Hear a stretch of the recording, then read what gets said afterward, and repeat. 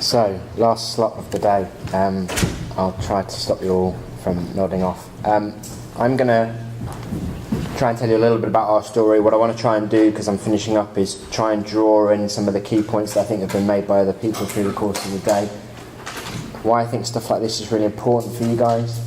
And hopefully you'll take something from anything that I come out with and something that some of the other ladies have come out with already today that will give you the tools and the inspiration to go out and make a real difference to families every single time. I normally do my presentation at the front end of the days, and what I want people to understand is that no matter how many of these study days and conferences you go on, this is a really challenging topic. It is okay to find this tough. And I put this quote up because I quite like Ernest Hemingway, and somebody once asked him, can you write a story that will make people cry in 6 words? And he could, because it doesn't get much more difficult than this. And that's the reality. So that's okay for you guys to find this challenging. And I talk to a lot of student midwives who will say, we're kept away from this. People tell us that students shouldn't be involved in bereavement care because it's not right for the parents. That's not true, by the way. I'll talk about that later. But actually, whilst this is hugely challenging, in some ways, it's probably one of, if not the easiest aspect of your job. Because all the clinical stuff's gone. You've just got to remember to be kind, compassionate human beings. Yes, there's still some clinical stuff to do in there as well. But fundamentally, if you can get that bit right, you'll provide good support to these families. That's it. Now, I want to run through some of the stuff that's been said and just summarise some of the other things that have been said over the course of the day. And I firmly believe that you cannot deliver a presentation in the NHS without some statistics. It's the law. So, I just want to kind of recap on some of the stuff that Lisa brought up at the start of the day. 2.6 million stillbirths a year. And I've said this in the past, and Lisa said it this morning, that's the ones we know about. The real number is probably significantly higher than that. That's 5 babies every minute of every single day. So if I talk for about 40 minutes, that's just over 200 stillbirths in the next 40 minutes around the world. I think that number might have reduced slightly now, but you're still looking at approximately 4 point something in every 1,000 live births. It's 1 in every 200. So this is, stillbirth is still an issue that is much more widespread than people give it credit for, despite all the stuff that's happening this week of all weeks, despite all the publicity around it. There's still not as much awareness of how large scale this issue is. In 2014, the year that our son was born, that was 3,254 stillbirths, of which Henry was 1. 10 a day, you add the neonatal death rates on top. What I realised after Henry died, and I did a little bit of research, was that there's been a huge amount of research that has driven the neonatal death rate down. And when I looked at the numbers, I realised that the stillbirth rate in 2014 was almost identical to the stillbirth rate of 1989. Now, a lot's happened in the last 4 years, and that's great, but we mustn't be complacent about that. That's got to keep going down. Lisa put the charts up this morning of how much better some of the other countries around the world are doing, particularly in Western Europe. We've got to continue to do better in the UK as well. So, a little bit about our journey. We found out in the autumn of 2013 that Bryony was pregnant, and we knew that it would not be an easy journey.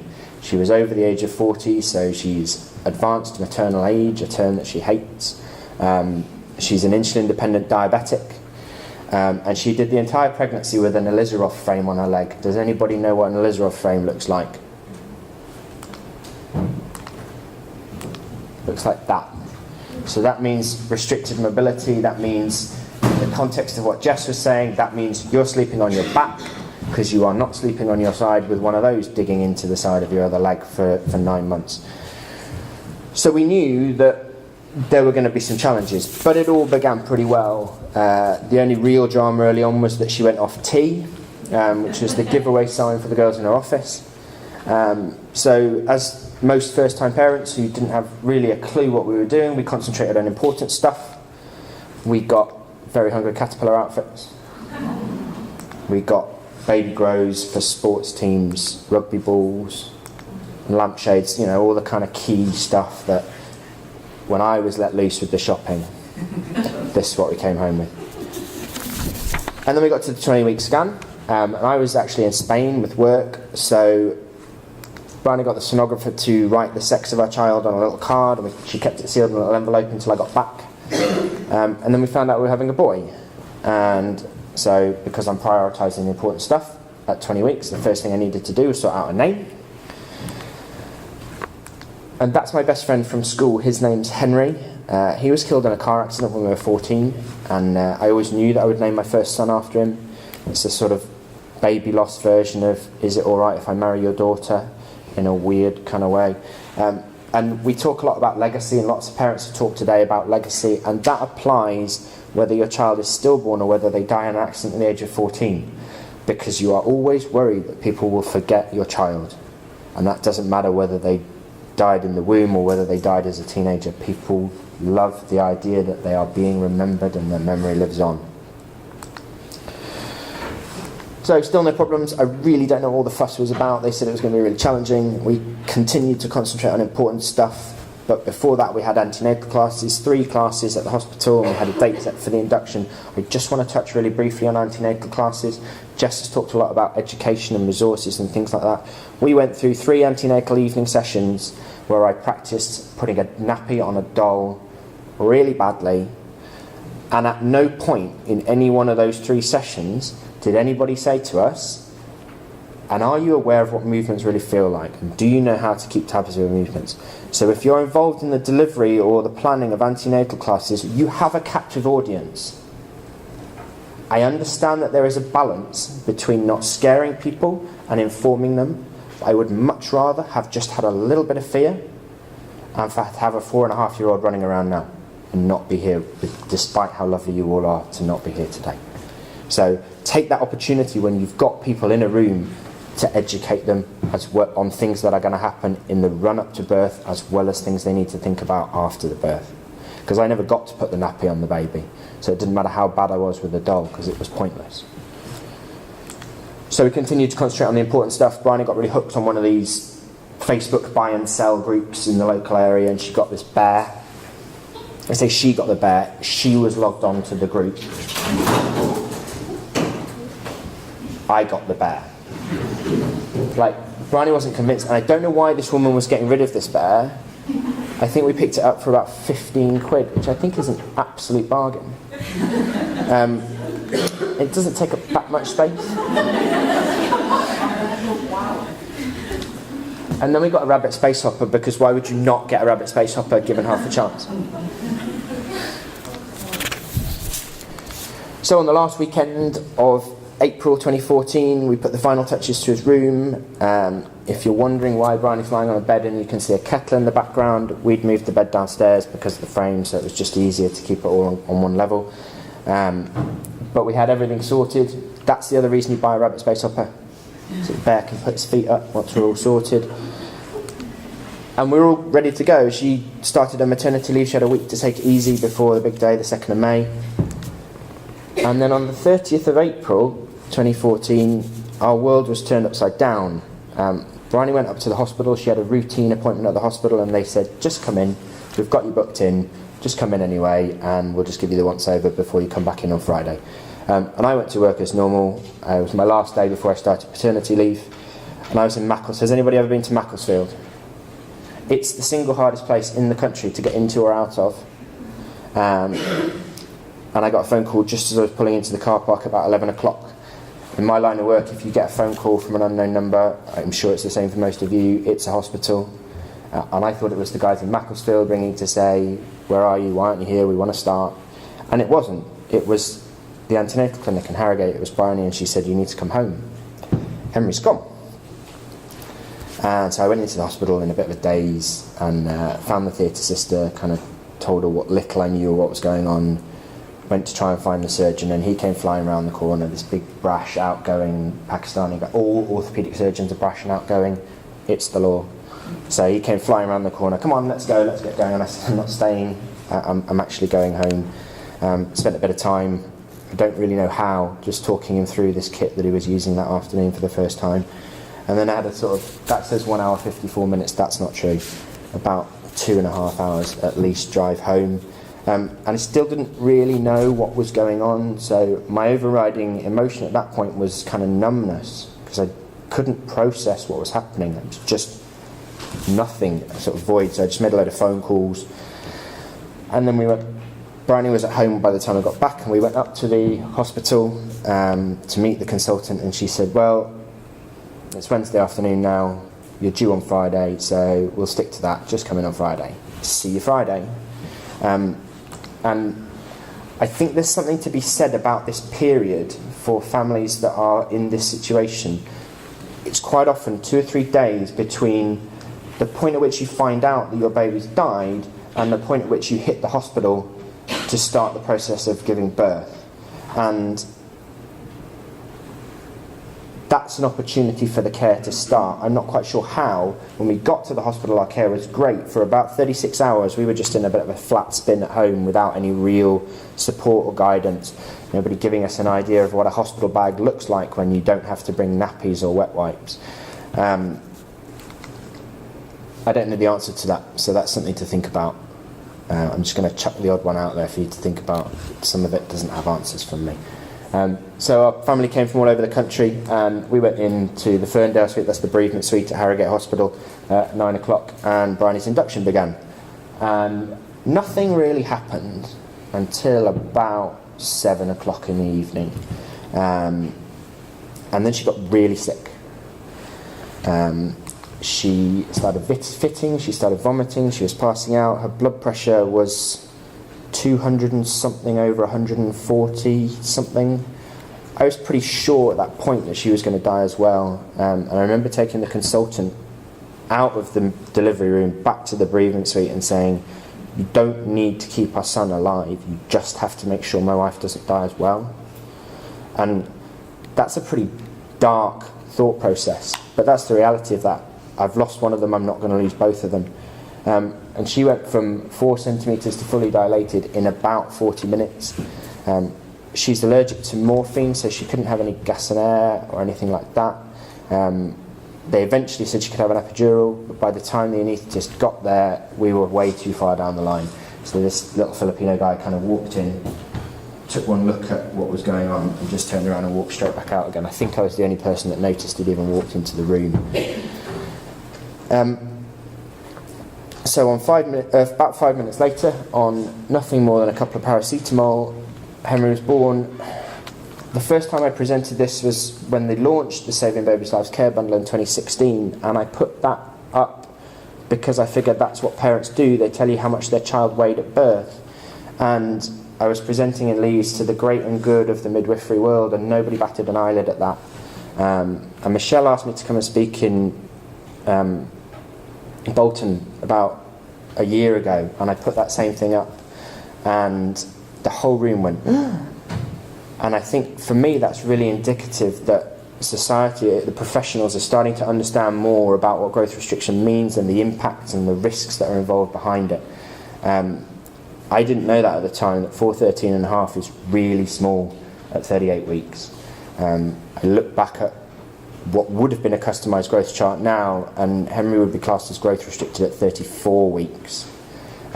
So customised growth charts and development in some of the science makes a big difference. So get to understand how this stuff works, because it really makes a huge difference. And so these pictures are all taken on our first evening.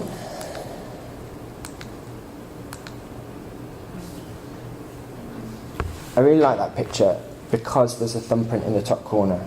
And I remember having a conversation with Nikki, who runs Remember My Baby, and she said, we offer a retouching service, do you want us to take that thumbprint out? And I said no, because what that thumbprint reminds me is that at the point at which that photo was taken, there were actually 4 people in the room. There were the 3 of us and our midwife. And this journey has left me with a huge amount of respect for midwives, and the care that we were provided was absolutely fantastic. So I don't want that thumbprint taken out. It tells me who else was in the room at the time.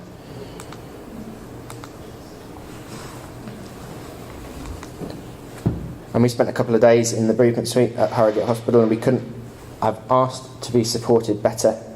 Harrogate didn't have a bereavement midwife in 2014. It does now. she has 7.5 hours a week. It is open for discussion as to whether 7.5 hours a week is an acceptable amount of hours for a bereavement midwife, no matter how small the unit. No. It's not. One of the things that people ask me when we're talking about that care in that 2 or 3 days or however long it is about, and it was touched on earlier, is it okay to cry? Is it okay to feel emotion? Absolutely. If you ever get to the stage where looking after families whose babies have died does not make you want to cry, then it's time to hand in your pin and go and find something else to do. Because fundamentally, before anything else, you're human beings. And if this doesn't upset you, that's not quite right. So yes, it's okay to cry. If you get to the point where the balance tips and these parents have to stop what they're doing to support you, then you need to step out of the room. But is it okay to cry with them? Absolutely. Most parents will welcome that, because it shows that you're grieving as well. So we had a couple of days to make the memories that we had. And it was time to go home. And I just started talking about her before, I was talking about a thumb before, but this is Amanda. She's the midwife who delivered Henry, and she was absolutely phenomenal. I couldn't have asked any more from her. And at our first conference, my friend David stood up and he said, what you guys have to remember in this setting is this goes one of two ways. Parents will remember you for one of two reasons. You are either brilliant or you're not. There is nothing in between. People do not go, oh yeah, she was alright. What was her name? Can't really remember. They will remember you for being brilliant, or they will remember you for being not. That is challenging. Amanda was brilliant. She did as much as we could ever have asked of her. She took his handprints and she took his footprints. But the key for us, she couldn't make our pain go away. She just did everything in her power to make our experience just a little bit easier. And when the time came, she came to his funeral as well, and it meant the absolute world to us to know that she took her responsibility for caring for Henry just as seriously as she would have taken her responsibility for caring for any live baby. And I'm really proud that I get to know her as a friend now, but I cannot ever repay what she did for us. How do you prepare yourself to walk out without a child with just a memory box? You can't. There is no chapter in the pregnancy books.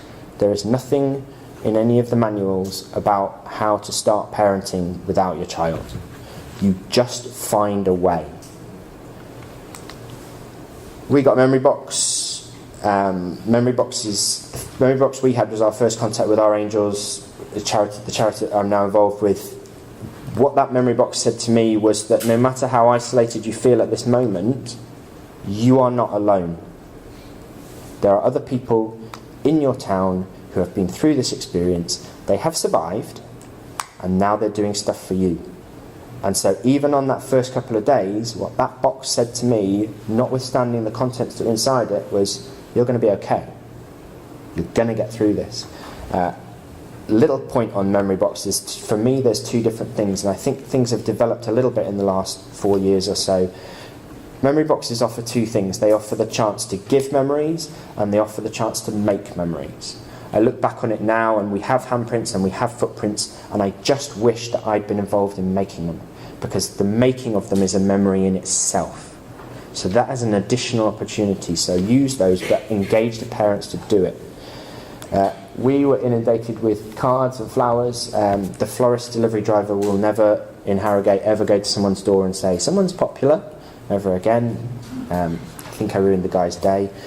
We also had a couple of Jehovah's Witnesses turned up at our door, trying to convert us. And I explained to them that I wasn't quite in the right frame of mind for this. And they said, well, we can do your gardening if you like. I was like, no, I couldn't quite. And I went back inside, and Bryony said, I cannot believe I've just heard you turn down the offer of gardening. And it's funny what you remember, but she's never actually, 4.5 years down the line, she hasn't let me forget the fact that I turned down the offer of free gardening from some Jehovah's Witnesses. Funeral planning is not something that is on your list of things that you are expecting to do in the first few weeks after your child is born. Registering your child's stillbirth is not on your list of things. In orthopedics, we talk a lot about getting it right first time so that we don't have to do something else, and that applies in these situations as well. We went to the registry office to register Henry, and I didn't know, because I hadn't been told, that unmarried couples, the father cannot register on his own if he wants to be on the certification. So I went in and they said, no you can't, she needs to be there as well. And I went back out to the car and we went in together and we met a registrar who was the driest, coldest, least compassionate person I'd ever met. So she did the paperwork without any kind of condolences, and she pushed the document across the table for me to sign, and she'd spelt his name wrong and she'd got his date of birth wrong. And I said to her, you've spelt his name wrong and you've got his date of birth wrong. And she went, ugh, I'll just do another one then. Compassion costs nothing. Don't ever forget that. Funeral planning. I have a military background. There seems to be a trend in these speakers today. So I just broke it down into bits, tasks. What am I going to get godparents to do? What am I going to get grandparents to do? Where do I get the orders of service? Where the hell do you start thinking about getting orders of service from for a baby's funeral? What music are we going to have? How are we going to make these things work? These are things that are not on your radar. Could we have done anything differently? The cause of Henry's death was placental insufficiency, and they said nothing anybody could have done. That's just one of those things. What I know now about growth restriction and things like that, actually I recognise that there was more to it, and I look at the post-mortem 4.5 years down the line and I understand the terminology in it, and it's all there in black and white. So would a Doppler test at 37 weeks have saved his life? Possibly. Would the care bundle have saved his life? Yes, I think actually if the care bundle was in play in 2014 he'd probably still be here. But you cannot go back on these things. That's just something that you have to process and move forward through. A quick aside, and I usually say, because I have not educated myself properly until recently, please don't forget to ask the fathers how they're doing. What I actually mean when I say that is, please don't forget to ask the non-birthing partners how they're doing as well. It is very easy to overlook them, because in a conventional setting, mother and baby come in, baby is born, everybody goes home, and the non-birthing partner doesn't really have to do anything. It's very different in this situation. It's very easy for them to feel isolated because they've just lost their baby as well. But the good news is, it's very easy to correct it. All you've got to do is turn around and ask them how they're doing. It's as simple as that. Moving forward. It's like we all have the same thought process. Michelle's stolen my lines, but the professional has explained this to you already. It works like that. Even now, 4.5 years down the line, I have days where I'm back up here somewhere. And I've learnt to accept that and understand that that's how it works. That's how it works. I won't labour that too much, because it's already been explained. Families I've met through this journey talk about two separate lives. They talk about the life before your child died and the life after your child died. And this phrase, new normal, is something that is widely accepted in the bereaved parent community, because life does go back to normal. It's just never going to be quite the same kind of normal ever again. Brownie's frame came off, 11 months of that.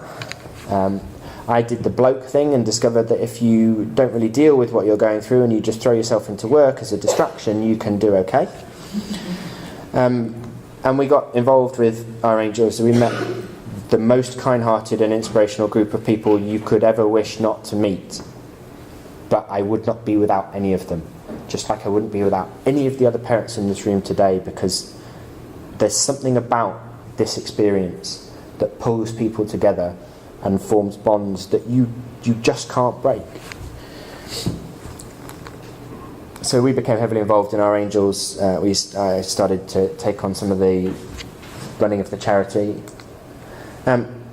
Some of you who are particularly observant will have noticed a few pine cones scattered around the presentation. We became obsessed with pine cones when we realised that Henry was buried under a pine tree. So we started taking pine cones and leaving them everywhere, and I just figured that little boys love pine cones. So that's just going to be his thing. On we went into 2015. You'll have established by now with the stillbirth and the Elizarov frame and spending many years living with me that my wife doesn't do things by halves.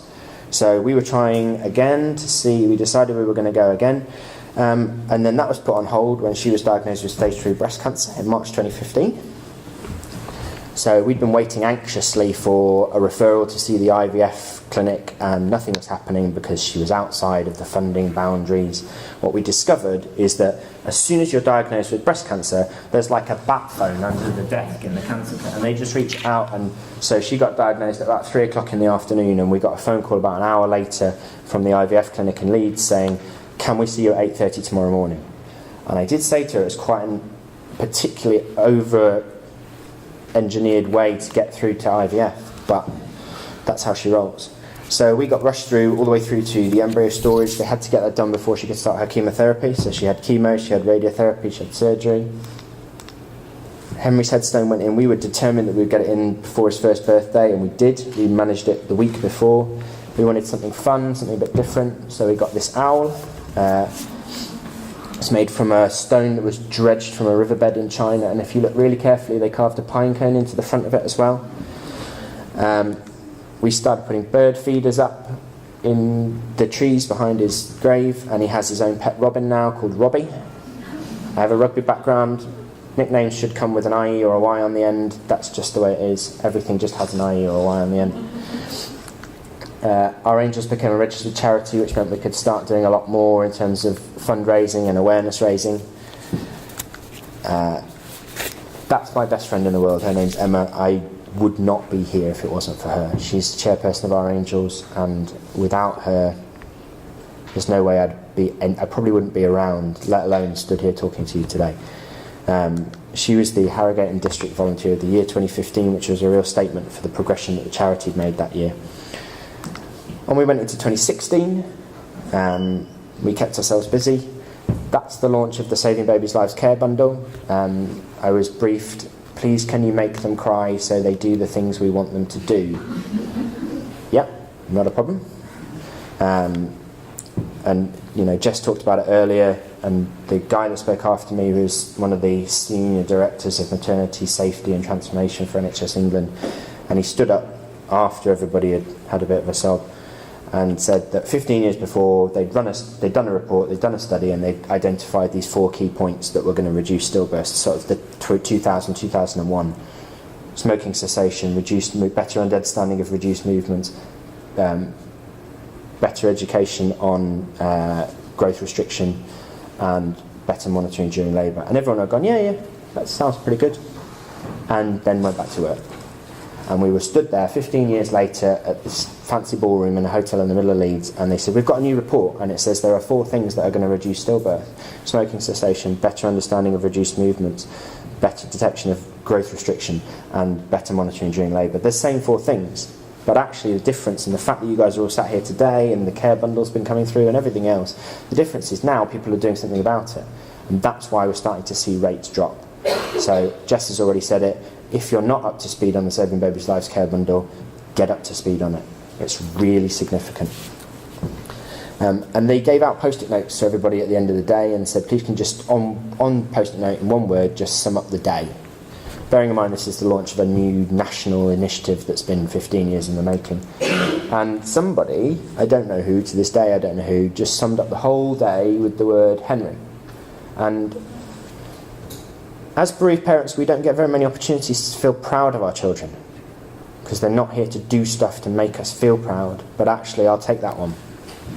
A week later, the end of March, my wife has beaten off ankle trauma, she's beaten off a stillbirth, she's coped being married to me, she's beaten breast cancer as well. Like, in places she's actually made of titanium now, but she's literally indestructible. So we decided that, we weren't married at the time, we decided that if she got through all of that, we'd probably get married. Henry's 2nd birthday came and went. We'd start planning this wedding. Things start to be a little bit less raw second time round. Once you've done the first of everything, it's still challenging. Some things will always trigger you, but you learn to deal with it because you've got through it once. And 12 weeks later, 12 weeks after she was given the all clear from the breast cancer. Anybody that says it takes 2 years to plan a wedding is lying. We got married, and the photographer, who's a friend of ours, came running up to us after the ceremony and said, "I need your rings." I said, "You cannot have our rings." And took the rings and ran out the front of the hotel. And I was like, "That's it, gone." Paid the deposit. Now she's got the rings. We are never going to see her again. And she came back in and she'd taken that photo. And I think it's one of my favourite photos in the world now, because it kind of captures everything about our family. And we had pine cones all the way through the course of the day. We wanted to involve Henry without ramming it down everyone's throat, so we just found ways to incorporate pine cones. Everybody in our circle of friends and family understood the significance of that. So you can even make good cake toppers out of pine cones. The man from the local ice cream shop raised £1,000 for our angels just by not shaving for a week. No idea. We were involved in question and answer panels after screenings of Still Loved, which you've seen today. You'll notice as we go through chronologically that the robin is starting to get slightly rounder and slightly fatter. That's not to do with our suet cakes. I don't know why. But he has his own gang now. The squirrel is called, Nicole? Squirrely? Squirrely, yes. I've met him. The blue tits don't have names for obvious reasons. I'm sorry. She just got that bit. I was asked to present at the Butterfly Awards. Steph's video has already shown you what the Butterfly Awards represent. They're a big deal. And at the end of 2016, we made the decision that we were going to acknowledge Christmas for the first time. That's a really big deal for parents to go back into child-centred holidays and child-centred things. We had a competition with our friends Tiffany and Sam, who will have the best decorated grave. Sounds a bit dark, but actually you do what you need to do to get through. But what I discovered was, if you have an owl as a headstone, you can put a hat on it. So you are pretty much guaranteed to win those competitions.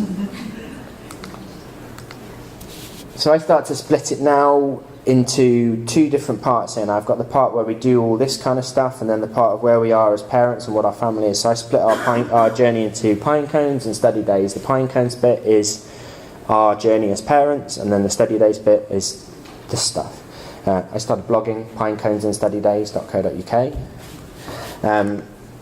Henry's 3rd birthday, he came and went. The robins are still there.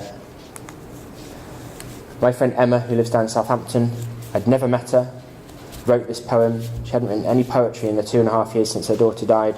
Came across a pine cone on the way to the cemetery to visit Kitty. Came home, wrote this poem, drew, I think you'll agree, a fantastic pine cone. Stuck it in a frame, sent it to me. That's what this shared experience does to people. People will do that for people they've never met. People will get on a train in Southampton at 6 o'clock in the morning and come all the way to Birmingham at 24 hours notice for people they've never met, because that's what it does. People start collecting pine cones and bring them back from all around the world. Any of you that were in York, Heidi Lachlan brought that back from America. The director of Still Love brought that back from Tenerife. And you have to be 2 years clear from the end of your treatment before you can actually start thinking about defrosting embryos. So we got 2 years clear, and we decided that we were going to roll the dice and see what happened. So they defrosted these embryos and it didn't work. So that's another roller coaster. I think it was really insightful, the thing that Nick put up earlier about the strength that you need to find within yourself to roll the dice again after your child's died. And when that doesn't work, that takes a bit of processing as well. And the point about partners applies in that situation as well, because particularly for blokes, it's all about control and things that you can control and how you rationalise the feeling of helplessness. I couldn't stop Henry from dying. I couldn't stop Bryony from getting breast cancer. I couldn't control whether or not she could beat it, and I couldn't control what was going to happen to these embryos. That's really challenging, trying to remain strong while you're utterly powerless. You've got no control over any of it. But you find a way. People say to Bryony, how did you cope so calmly with breast cancer, with this battle against breast cancer? And she always says the same thing, because it's not the worst thing that's ever happened to me. And whatever your reference point is, if the worst thing that's ever happened to you is you got dumped by a girl in primary school when you were 7, or you tripped over and broke a toe, that's your reference point. So sometimes people say crass, unthoughtful, unmeaning things because they don't have a reference point like we've got. A lot of those things aren't meant the way they come out. So where do we go now? And I think you get to the point after a certain amount of time where you are a little bit more settled. The stages of grief are still a bit all over the place, but you've learnt to deal with it. We still have good days, we still have terrible days, we still have everything in between, but we're more readily sat at the acceptance point on that chart now. So you start thinking about how you can leave a legacy for your child, and a lot of the parents that study are speaking today, that's something that really drives them, because we can't make memories with our children, so we have to leave a legacy for them instead. So we ran a big conference in Bradford, some of you were there, we had 400 in. The care bundle stuff just trips more things out of it. Some of you may have seen the leaflets. I just want to flag these guys up because they're hugely significant. If you haven't heard of the charity Mummy Star, they are really important. The only charity in the UK that supports women who are given a cancer diagnosis during pregnancy or within a year of giving birth. So if you find yourself on a case loading or in a clinic supporting a woman in that position, make sure you know that that's a resource for them, because they will make a massive difference to their journey. Student midwives keep asking me to come and talk, which is kind of cool. And then David Monteith and I did an interview on 5 Live in Baby Loss Awareness Week, and on the Friday of Baby Loss Awareness Week last year. And one of the things I thought was really significant about that is they did a big phone-in afterwards, and there were women that were ringing in who'd lost their children 25, 30 years previously. And you could hear in their voices 25, 30 years worth of grief just lifting off their shoulders, because for the first time someone outside their immediate family was allowing them to talk about their children. And we can do this now because of the journey that those people before us have been on, and because of social media and things like that. But allowing parents to talk about their experiences is hugely empowering for them. Because I've mentioned him, and because I feel like sometimes I'm his kind of sidekick, because I don't believe that any conference should ever not have a little bit of David Monteith in it. Some of you may have heard this poem already. If you haven't, please enjoy it for the next. Enjoy it. I wrote something for the Butterfly. Do you know what the Butterfly Awards are? Yeah, I didn't. I got nominated for an awards, and this email came up saying that I thought it was spam. I was going to delete it. Almost didn't accept the nomination. I thought it was Butterfly Awards. What's that? But I wrote something for it this year.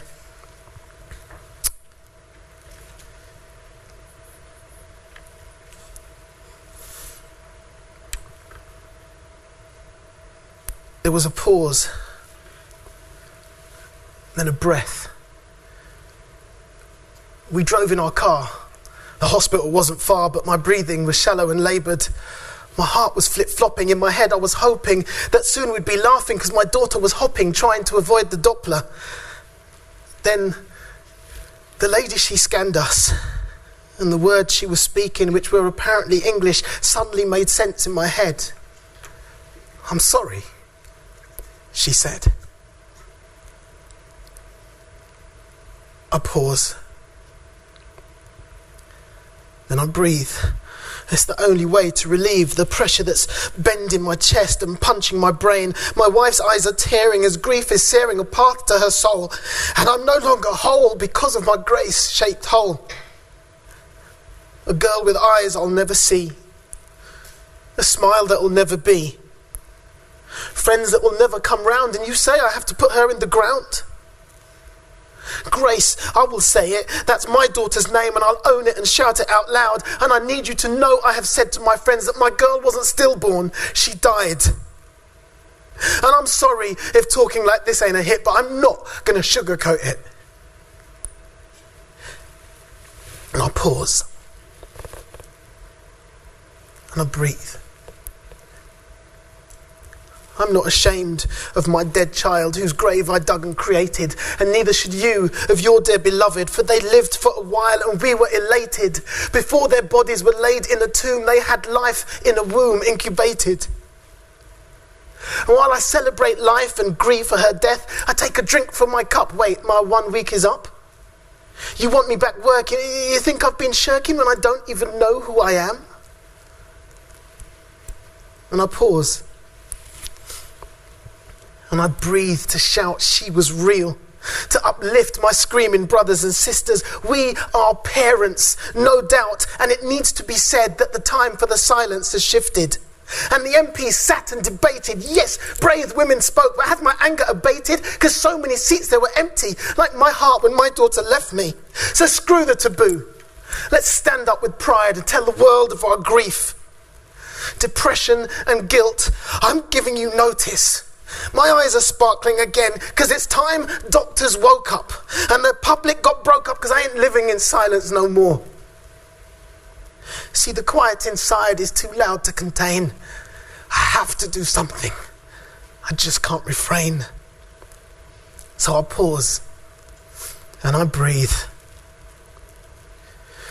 If my continued oration makes you want to sigh, remember that 20,000 babies didn't have to die.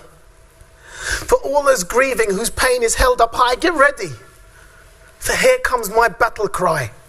I am a parent.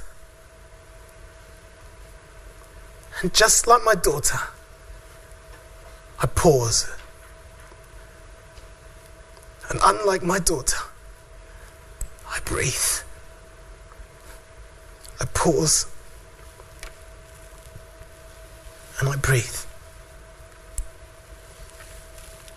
I pause. And I breathe. Thank you.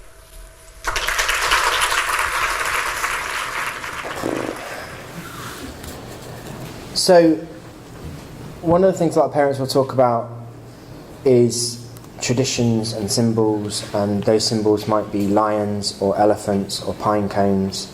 And so people will find ways to take footprints and little lion cutouts to a beach. I referee rugby on Saturdays, so I take pine cones with me from Henry's Grave every Saturday morning and leave them at the clubs where I go to referee.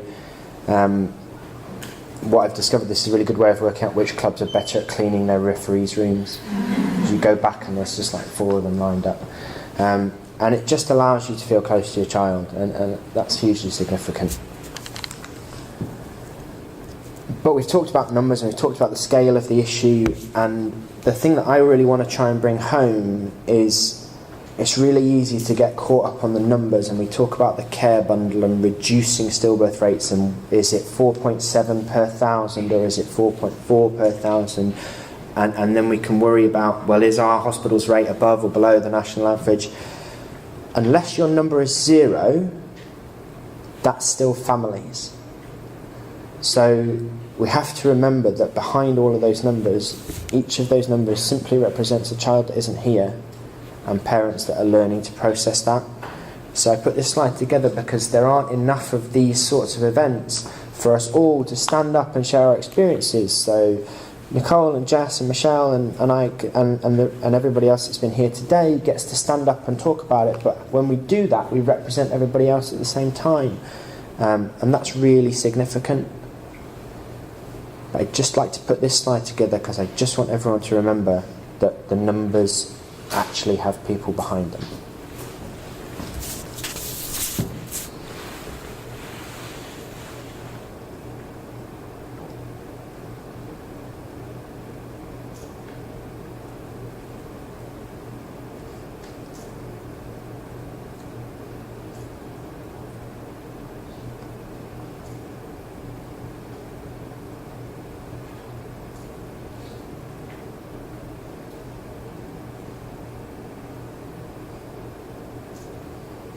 And I put that in at the end because this doesn't stop.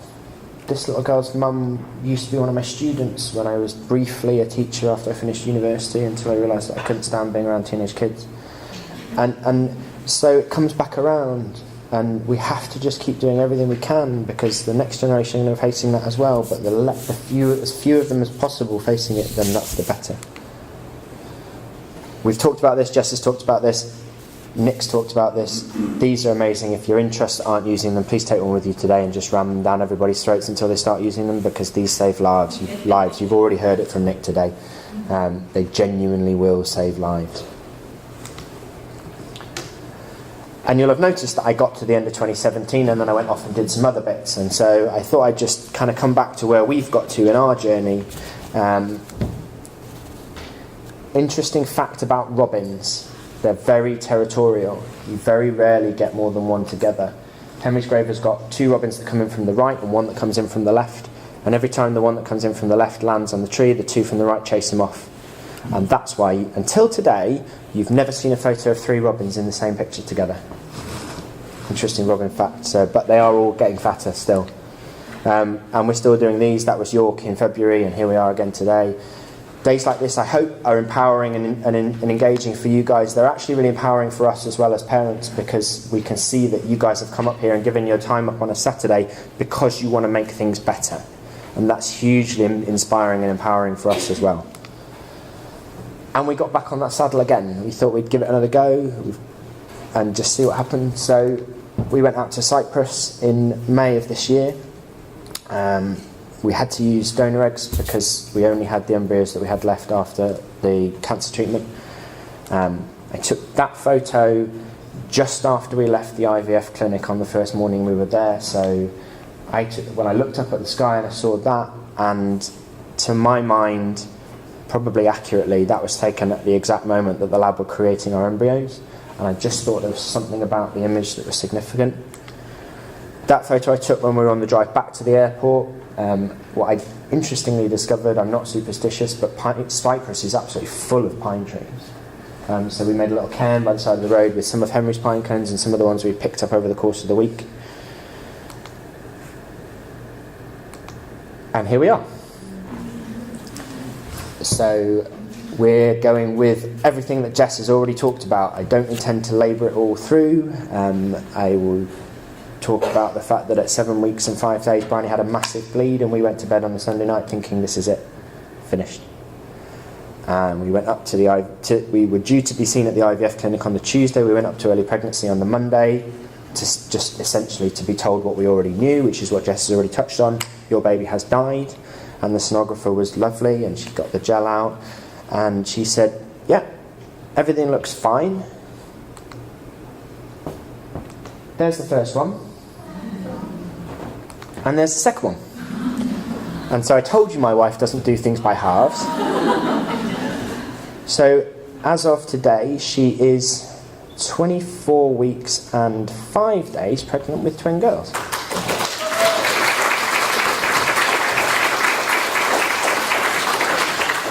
And I'm not going to lie, for all the things that Jess has already talked about, I am absolutely terrified. And we will get through it one day at a time, 1 week at a time, 1 scan at a time. There's a reason why lots of parents who are pregnant after loss take photographs of that door. Jess had them in her presentation. As of this week, they're in my presentation. I put this picture up on Facebook the other day, and Jess put those doors with a heart. And my reply was like, I can't quite comprehend how to explain to what those doors represent, other than they're like some sort of gateway to Narnia out the back of the wardrobe or something, because these guys give you hope where you don't have any. So Jess has already said it. If you find yourself with parents in that situation, sound out whether it's appropriate to send them up to Manchester, whether they want to go to Manchester, and if they do, get them referred, because those guys are amazing. So, just to find a few final thoughts from me to wrap up what I've had to say and what everybody else has had to say. Don't avoid this stuff.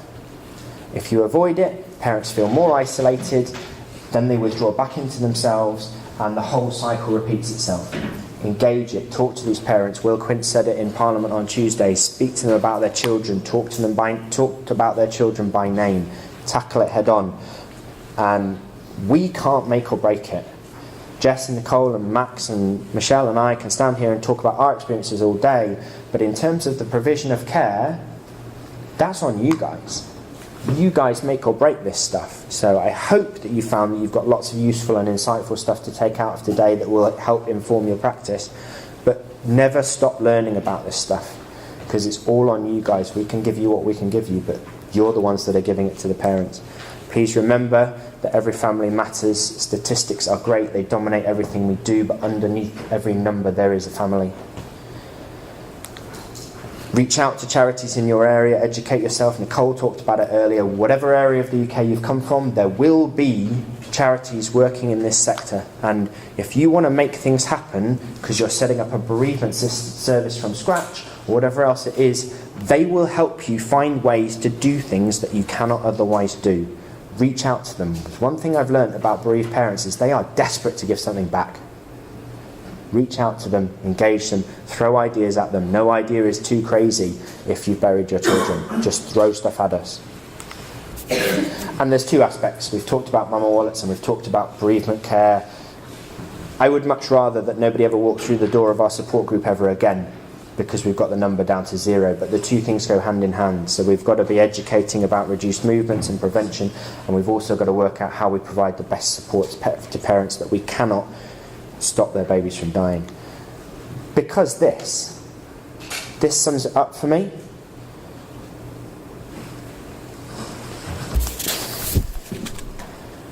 You cannot, as individuals, change the world.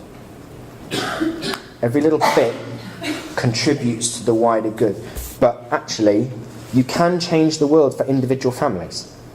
Every time you do something that helps a family not lose their child or provides good care to a family that has lost their child, every little contribution you make, yes, you're contributing to the National Bereavement Care Pathway and improved standards, or you're contributing to the care bundle and reducing stillbirths, but also you're potentially saving a life, or you're saving a family from a lifetime of heartbreak. And that, in itself, is an amazing thing. Thank you very much.